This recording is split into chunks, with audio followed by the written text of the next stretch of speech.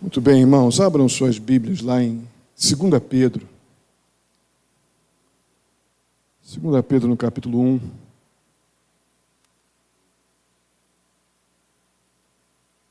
A segunda carta de Pedro, ela tem como pano de fundo os últimos dias de Pedro.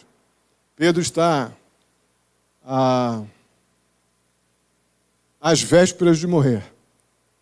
Está no finalzinho de sua vida. Eu já, algum tempo atrás, fiz algumas mensagens sobre o que um homem diz nos seus últimos dias de vida. E lendo, eu passei várias vezes hoje aqui por 2 Timóteo, 1 e 2 Pedro, e lendo e relendo vários textos que foram muito bons no meu período de devocional. Veio à minha cabeça esta situação, né? Do valor que pode ter ou não as palavras de uma pessoa que sabe que talvez não chegue amanhã. E com essa lembrança me veio as últimas palavras que o pastor Rousseau Shedd teve a oportunidade de dizer, segundo o que tivemos de informações de pessoas da família, que estavam próximas. Ele foi arguido nos seus últimos dias de vida. Onde que ele poderia melhorar, o que ele teria feito melhor durante a sua vida. Ele respondeu as últimas palavras deste homem. Ele diz: eu teria orado mais. Pastor Rousseau Shedd. Eu teria orado mais. Esse homem falou tanta coisa, não é? Tanta coisa boa, como instruiu pessoas, quanta informação. Lembro lá no seminário que tivemos uma situação que a turma inteira discordou dele, umas colocações que ele fez, alguns pontos de vista, uma área da teologia. E nós debatimos necessariamente muito, não é, em sala. E ele ouviu. E ele, no final, depois de um monte de gente bater, eu também, bater no melhor dos sentidos, né? Questionar, perguntar. E ele, no final, ele virou e falou assim, ele sorriu. Ele falou: mas isso é o que eu penso. E foi tudo que tivemos do pastor Rousseau Shedd, de todos os questionamentos, porque ele queria que nós pensássemos também. Não é? Mas ter um homem como esse, nos últimos dias de sua vida, dizendo que ele tem um homem que influenciou o seu tempo, dizendo que ele teria orado mais, é muito significativo. Pedro não está muito diferente. Pedro está chegando nos seus últimos momentos de vida com declarações. E essa declaração que ele faz aqui, dos versos 12 ao 19, poderia ir perfeitamente até o 20 e 21, mas o texto que eu quero que a gente pare um pouquinho mais adiante é o 19. É muito significativo. Bastante significativo, de tanta coisa que ele falou. Na verdade, a primeira parte desse capítulo 1 de 2 Pedro, ele vai bater fortemente sobre as convicções salvíficas dos crentes. Já falei sobre isso, acho que foi semana passada ou retrasada. Como tanto o apóstolo Paulo quanto Pedro, quando eles vão partir para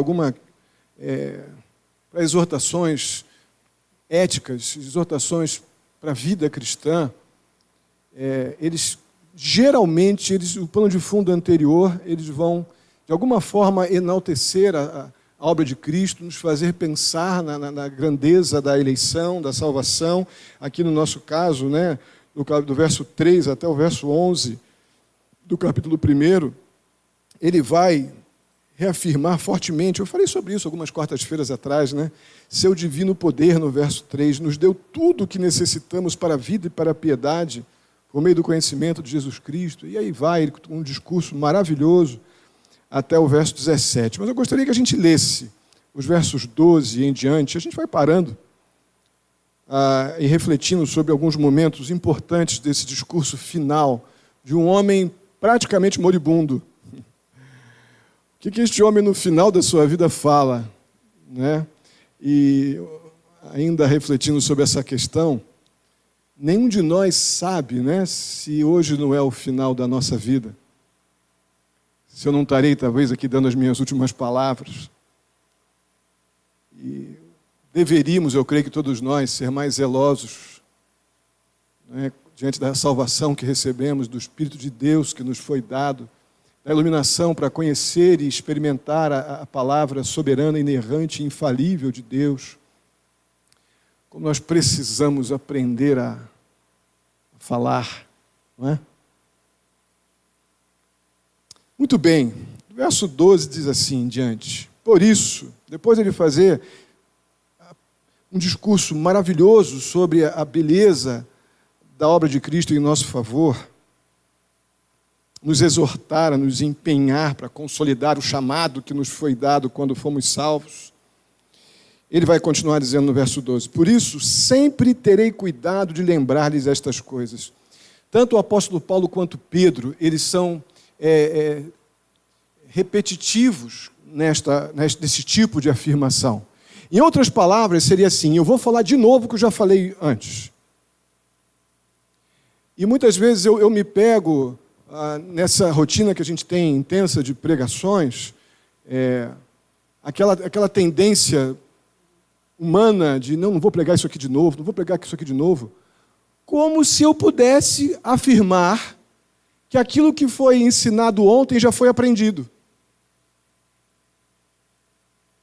Já falei isso em outras ocasiões, mas aquele sentimento humano de o que vão dizer se eu pregar sobre isso aqui de novo. Esses homens da Bíblia, eles não tinham este tipo de problema. Porque insistentemente, tanto o apóstolo Paulo quanto Pedro, eles batem muito forte, e aqui em particular Pedro, que está nas últimas palavras da sua vida pública, ele diz: terei o cuidado de lembrar-lhes estas coisas. Lembrar é porque eles já sabiam antes, né? E ele afirma isso: se bem que vocês já as sabem, e estão até solidamente firmados na verdade que receberam. Ou seja, foram ensinados solidamente, receberam um fundamento forte. Mas este homem, ele vê a necessidade de lembrar aquilo que ele mesmo afirma, que eles já estão fundamentados. Considero importante. Então ele já disse: terei o cuidado. Agora ele vai dizer: considero importante, enquanto estiver vivo, ou no tabernáculo deste corpo,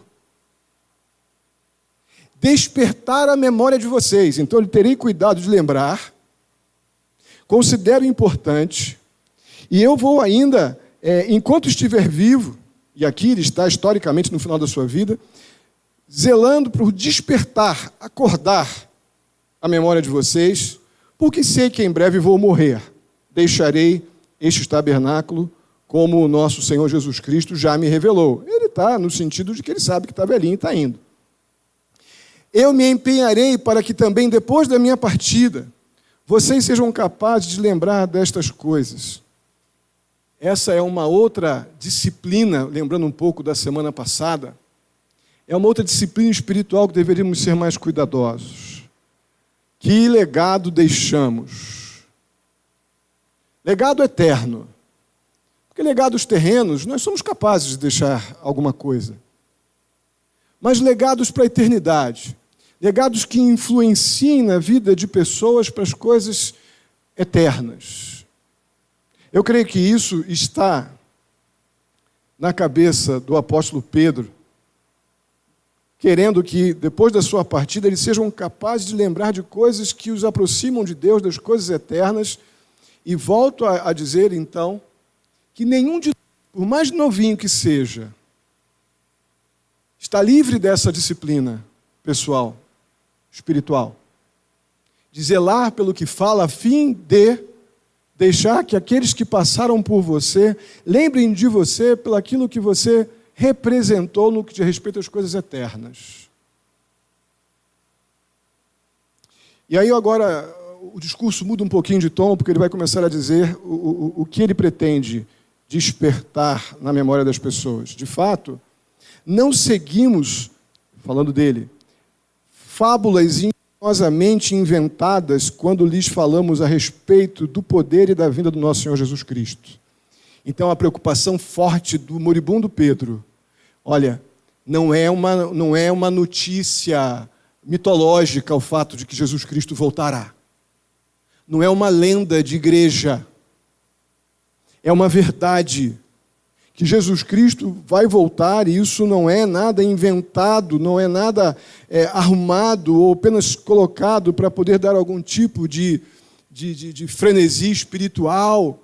Não, é um bíblico, nada inventado quando lhes falamos a respeito do poder e da vinda de nosso Senhor Jesus Cristo. Ao contrário, e aqui eu também fiquei tentando visualizar este momento, porque nós estamos aqui ouvindo o discurso, nada mais, nada menos, de um homem que diz nas últimas palavras da sua vida que nós fomos testemunhas oculares de Sua Majestade, o Senhor Jesus Cristo. Estamos aqui lendo relatos daquele homem que não quer morrer sem ter o cuidado de deixar fresco na memória daqueles que continuarão depois dele o fato da vinda do nosso Senhor Jesus Cristo e o fato de que ele, que testemunha disso, é então, ou foi, uma testemunha ocular. Ele esteve com o Senhor Jesus, que ele chama aqui oculares da Sua Majestade, da Sua glória.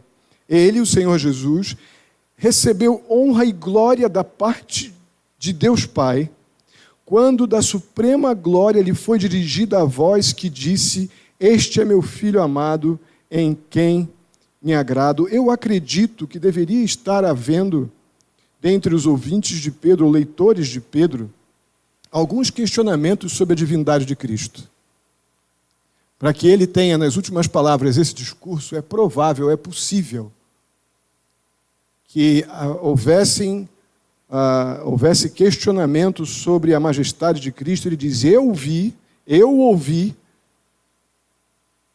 e ele atesta o testemunho da voz que disse: "Este é o meu Filho amado, em quem me agrado." Nós mesmos, diz Pedro no verso 18, ouvimos essa voz vinda dos céus quando estávamos com ele no Monte Santo. Não é de graça que muitos eruditos, até mesmo teólogos não convertidos, e alguns teólogos muito convencidos,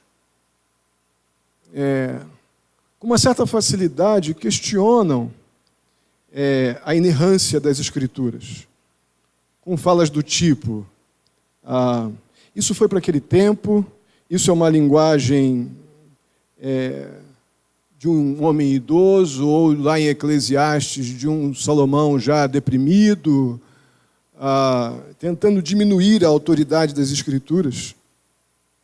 Mas quando eu vejo Pedro dizendo que nós mesmos ouvimos esta voz vinda dos céus quando estávamos com ele no Monte Santo, isso aqui é estremecedor para mim. Estremecedor. Que eu estou lendo a palavra de Deus inerrante e infalível, de um homem que participou de um momento glorioso, de um testemunho real que Jesus Cristo vive. Se eu creio na autoridade das Escrituras, na fidelidade, na infalibilidade das Escrituras, não há momento na minha vida cristã onde o Jesus vivo não esteja presente naquilo que eu vivo como um crente, naquilo que eu experimento como um crente, naquilo que eu penso como crente, naquilo que eu decido como um crente. Não estamos lidando com uma ideia de uma voz mística, mas do apóstolo Pedro, afirmando que não gostaria que ninguém esquecesse que Jesus Cristo vive, porque ele estava lá e ouviu e viu.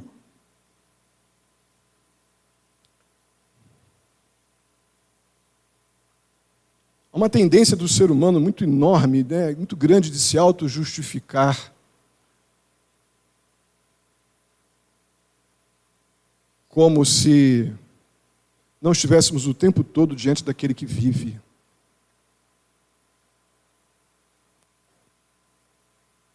E no verso 19 ele continua: assim, temos ainda mais firme a palavra dos profetas, e aqui ele começa a fazer um link com o que ele vai dizer nos versos 20 e 21.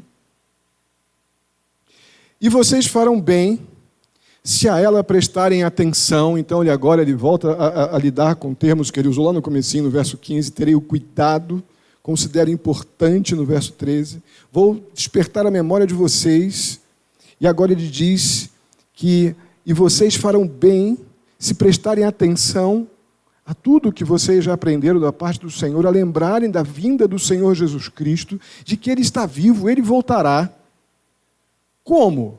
Como que eu, como crente, devo lidar com estas verdades espirituais que cremos da vinda do Senhor Jesus Cristo, de que o nosso Salvador, Senhor e libertador da nossa escravidão do pecado, Senhor Jesus Cristo, que morreu na cruz pelo nosso pecado, mas ressuscitou. Como eu devo, então, lidar com estas verdades? Como eu devo lidar com esses fatos espirituais? Obrigado, filho.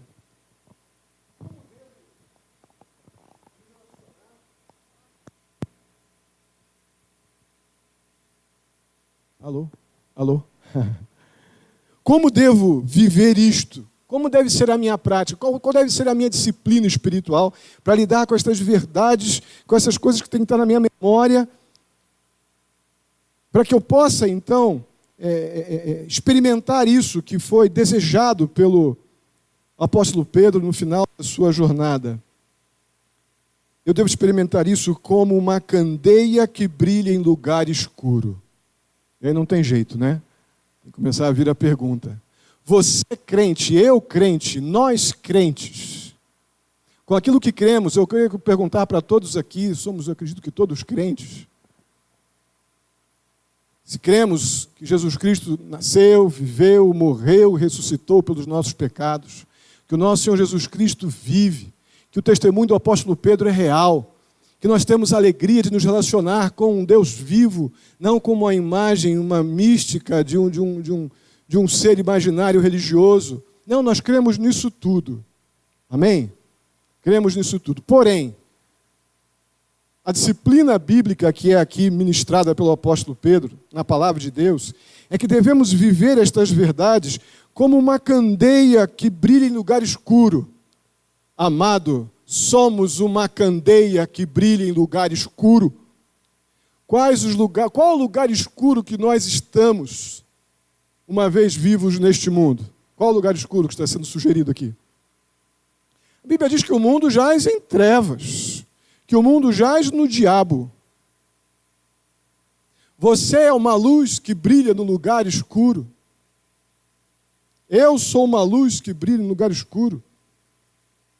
Se isso não fosse importante, por mais que a gente possa julgar, que isso eu já sei, pastor. Pois é, mas o apóstolo Pedro, agora velhinho, moribundo, vai morrer a qualquer momento. E qual é a exortação, qual é a disciplina bíblica para aquilo que aqueles crentes creem, para aquilo que nós cremos? Como devemos despertar isso ou demonstrar isso? Como uma luz que brilha no lugar escuro. Ah, pastor, mas às vezes dá, às vezes não dá, depende muito da circunstância, a pressão lá no trabalho, a pressão na escola, a pressão em casa, às vezes não dá e tudo mais. Pois é, mas até quando, então, é indicado no texto que eu devo brilhar como uma candeia que brilha num lugar escuro? Até que o dia clareie e a estrela da alva nasça. Está lidando diretamente aqui com as realidades da glorificação. Até o dia do encontro com o Senhor Jesus Cristo nos ares, quando nunca mais teremos que lidar com o pecado. Como nós condicionamos o nosso testemunho às circunstâncias que favorecem. Como nós condicionamos ser esta luz que brilha em lugar escuro. Aos momentos onde as coisas nos vão bem. Essas disciplinas espirituais, eu creio que são colocadas aqui na palavra de Deus para nos incentivar, nos encorajar, não nos desmotivar. Ah, nem sempre é assim. Amém, que bom que eu estou podendo identificar o que eu tenho até procurado fazer, mas a minha disciplina ela é muito condicionada às circunstâncias. Que bom que Deus, pela sua misericórdia, me faz perceber que tem áreas da minha vida que ainda não estão como poderiam. E a gente pensa aqui, podemos pensar que o brilhar num lugar escuro implica em acertar o tempo todo. Nós não fazemos isso, nenhum de nós acerta o tempo todo. Mas a maneira como lidamos também com aquilo que não acertamos faz brilhar a luz de Cristo em nós, essa luz que brilha como uma candeia em um lugar escuro. Se Jesus tivesse vindo ao mundo por perfeitos, ele não tinha morrido.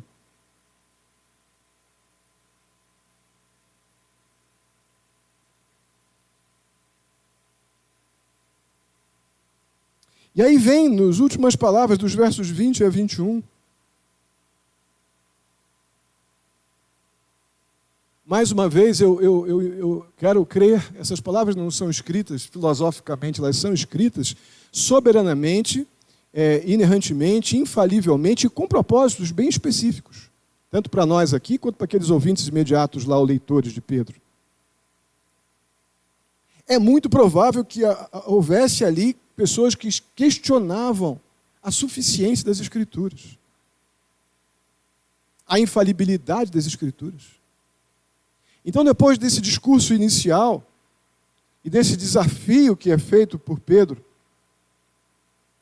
ao exercício desta disciplina até o dia que estivermos plenos e livres da escravidão do pecado, ele diz: antes de mais nada, saibam que nenhuma profecia da Escritura provém de interpretação pessoal. Na classe de doutrina, memorizamos esse texto, né? Pois jamais a profecia teve origem na vontade humana, mas homens falaram da parte de Deus, impelidos pelo Espírito Santo. Eu hoje e ontem, esses dias, né, eu tenho lido Lamentações e relacionando aqui com 2 Timóteo e 1 e 2 Pedro. É muito bom quando a gente lembra que eu não estou lidando com filosofia de homem nenhum. Eu não estou lidando com relatos escritos para gerar um bom ânimo temporário, para lembrar algum tipo de encorajamento do alter ego, autoajuda para alguém. Eu estou lidando com a palavra inerrante de Deus, que tem o propósito de me confrontar, se necessário, me derrubar, mas também me levantar, me encorajar, me renovar de esperança. Lembrando sempre partindo do fundamento. O apóstolo Pedro não está dando regrinhas quando fala sobre disciplinas espirituais, como vimos semana passada. Mas ele nos faz pensar nas disciplinas espirituais a partir do que já foi feito por nós através de Jesus Cristo. Você vai exercitar a sua vida cristã como uma candeia que brilha em lugar escuro, até o dia quando você não precisará mais deste brilho terreno, que você estará contemplando a glória completa. Ele fala isso, o nosso encorajamento para esta perseverança não vem de circunstâncias terrenas, mas vem da certeza de que o Senhor Jesus Cristo vive. Ele viu, ele estava lá, ele ouviu: este é meu filho amado, em quem tenho muito prazer. Então o apóstolo Pedro não quer morrer sem que essas verdades fundamentais não estejam gravadas na mente daqueles que o ouvem ou o leem. Deus não quer que a gente passe nessa vida como religiosos. Deus não quer que a gente passe por essa vida como frequentadores de igreja. Pessoas que sabem talvez falar e até recitar versículos, mas ainda lutam para experimentá-los de fato e de verdade. Deus quer que a gente, como crentes, na nossa luta contra o pecado, nesse processo de santificação que será diário, que a gente seja uma candeia que brilhe em lugar escuro. Porque no tempo do Senhor, no tempo devido, isso ficará plenamente claro. O meu coração será completamente transformado, plenamente cheio da luz gloriosa que brilha, a luz de Deus, a glória de Deus que nós desfrutaremos, a conheceremos plenamente, quando que este que veio, viveu, morreu, ressuscitou, voltar e completando então esse projeto tão glorioso de salvação de Deus para o homem, para o pecador arrependido e redimido. Como uma candeia que brilha em lugar escuro, até que o dia clareie e a estrela da alva nasça no coração de vocês. Amém? Vamos ficar de pé, vamos orar, e depois a gente está orando individualmente ou em grupos. Pai amado, obrigado. Obrigado porque eu vejo nesse texto aqui uma preocupação de um homem como nós, que o Senhor usou de forma espetacular na história e que ao final de sua vida vê como indispensável despertar a memória dos crentes para o fato que o Senhor Jesus Cristo virá, está vivo, virá e buscará os seus. E devemos esperar por este momento, não acomodados, amornados, iludidos, distraídos, mas completamente atentos, ó Deus, como uma candeia que brilha em lugar escuro. Ajuda-nos nisso. O dia onde nós estaremos plenamente desfrutando da completa luz e glória do Senhor virá. Isso será plenamente despertado em nossas vidas no momento da tua vinda, mas até lá, ajuda-nos, Pai. Somos pecadores e devemos amar tudo que envolve a obra de Cristo em nosso favor, para termos este desejo natural de sermos pessoas que brilham, candeias que brilham no lugar escuro. Ajuda-nos, ó Deus, isso não é sempre assim, a gente sabe. Em horas como crentes, salvos por Jesus, que a gente não tem brilho nenhum. Não é porque a luz falhou, não, é porque nós somos capazes de fazer coisas horríveis. Mas ao mesmo tempo estamos debaixo de um Deus glorioso, que perdoa o pecador arrependido. Ajuda-nos, Deus, a brilhar a tua luz e não a apagá-la ou a ofuscá-la.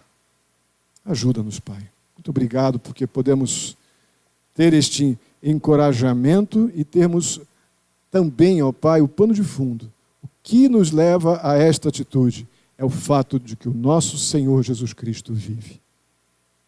Assim eu te agradeço, no nome santo de Jesus. Amém. Vamos orar, amados, uns com os outros. Façam grupos de no máximo 4 pessoas, se possível, e vamos orar.